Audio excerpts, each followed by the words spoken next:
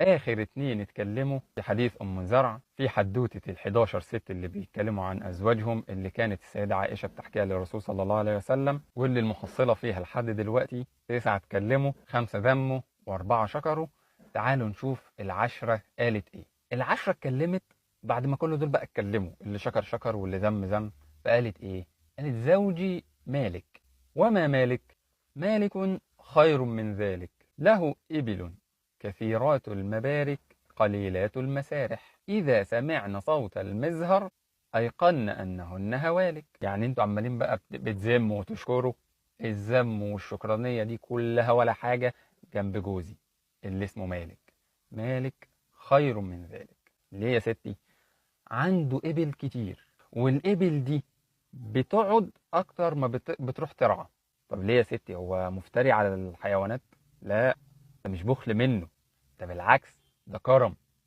على طول سايب الإبل أكتر وقت ممكن موجودة، عشان لما يجيله ضيوف الإبل دي أول ما تسمع صوت المزامير، إذا سمعنا صوت المزهر أيقن أنهن هوالك، يعرفوا إنه في ضيف جه لمالك وواحد فيهم هيتذبح.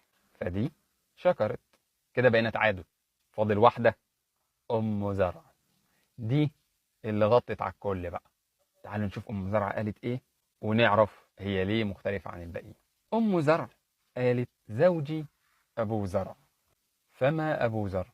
أناس من حلي أذني، وملأ من شحم عضدي، وبجحني فبجحت إلي نفسي، وجدني في أهل غنيمة بشق، فجعلني في أهل صليل وأطيط ودائس ومنق، فعنده أقول فلا أقبح، وأرقد فأتصبح، وأشرب فأتقنح. أم أبي زرع. فما أم أبي زرع؟ عكومها رداح، وبيتها فساح. ابن أبي زرع. فما ابن أبي زرع؟ مضجعه كمسل شطفة، ويشبعه ذراع الجفرة. بنت أبي زرع.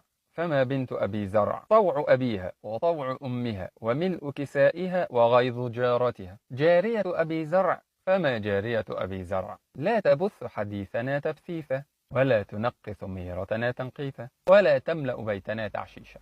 قالت: فخرج أبو زرع والأوطاب تمخض، فلقي امرأة معها ولدان لها كالفهدين يلعبان من تحت خصرها برمانتين، فطلقني ونكحه. فنكحت بعده رجلا ثريا ركب شرية وأخذ خطية، وأراح علي نعما ثرية، وأعطاني من كل رائحة زوجة، وقال: كلي أم زرع